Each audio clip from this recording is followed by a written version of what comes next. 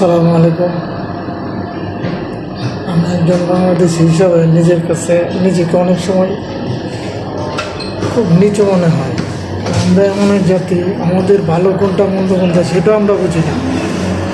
যারা ব্যক্তিগত স্বার্থে দেশকে ব্যবহার করে তাদের কথাই মানুষ আবার চলে বেশি। আজকে পিনাকি মতো লোক সে দেশের মধ্যে মানুষকে টাকা পয়সা দিয়া মানুষকে ধ্বংসযজ্ঞ চালানোর জন্য উদ্বুদ্ধ করে, আর আমরা সাধারণ মানুষ চেয়ে চেয়ে দেখি। কিন্তু তাদের মতো লোক যারা মানুষকে মেরে বিদেশে গিয়ে বড় বড় কথা বলে,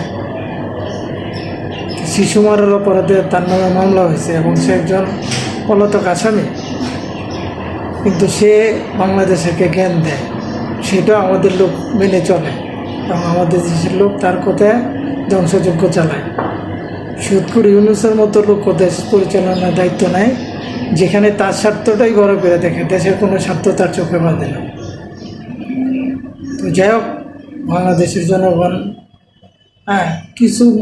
কিছু সংখ্যক লোক আছে হয়তো করাপশনের সাথে জড়িত, যারা সমন্বয়ক হিসাবে নিজেকে বাংলাদেশের এখন প্রথম নাগরিক হিসাবে দাবি করে।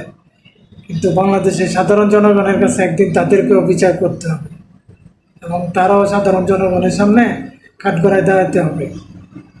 তখন এই বাংলাদেশের সুশীল যে সমাজ, তারা যেন বলে না যে মানুষকে এইভাবে অন্যায় অপদস্থ করা ঠিক না, আজকে তারা যেভাবে করতেছে। তো সময় কারোর জন্য একরকম যায় না।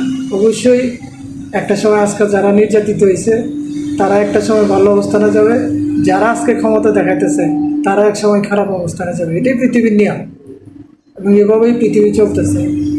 তো যারা বাবারা তোমরা আজকে সুখে শান্তিতে ওই কোটি টাকার গাড়ি দিয়ে ঘুরতেছ, তারা সামনে কঠিন দিনের জন্য অপেক্ষা করো। সাধারণ জনগণ সেটা তোমাদেরকে বুঝিয়ে দেবে। আসসালামু আলাইকুম।